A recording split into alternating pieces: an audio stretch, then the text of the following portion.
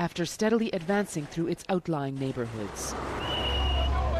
Troops are mobilizing, preparing to push for full control. It would be a tremendous victory for the army and could be a major turning point in the war. This district on the city's outskirts has just changed hands. But even in areas that look untouched, the terror is fresh. We were given the first raw accounts of what happened as the army advanced. Asma says one of her friends was dragged into an empty house by RSF soldiers who raped her. He told her to come with us at gunpoint, and he was beating her with his weapon. And then we heard shooting and the man ordering her to take it off. Do this, do that. Then the fighting around us intensified and we couldn't hear anymore. Bullets were falling in the area, so we hid inside the house. What's the best thing about the situation for you now? Security. Security. The best thing is security. They tortured us. They tortured us so terribly.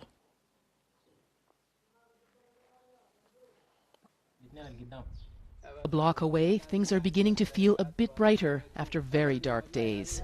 Muzammil can smile now, but just weeks ago he was sitting here with his brother and neighbor when fleeing RSF fighters ordered them into the house, shot them in the back as they entered, killing both of them. A bullet went through Muzammil's leg. Our friend died instantly. Then the men wanted to enter the house, and my mother tried to hold the door shut, pushing and pushing. They spotted a phone on the ground, grabbed it and left. I went and called the father of my friend so he could come and do first aid, but we couldn't rescue him. My brother died the next morning. It's not only the foot soldiers who are on the run.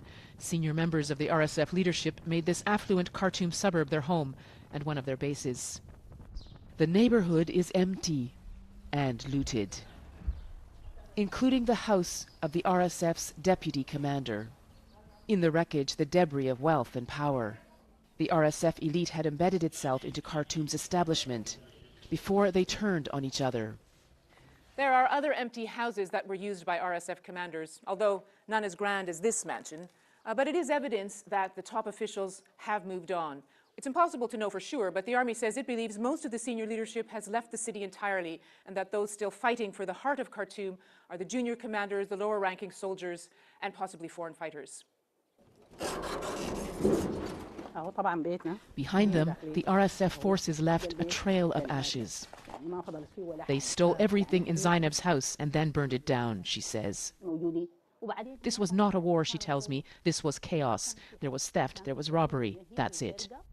The RSF denies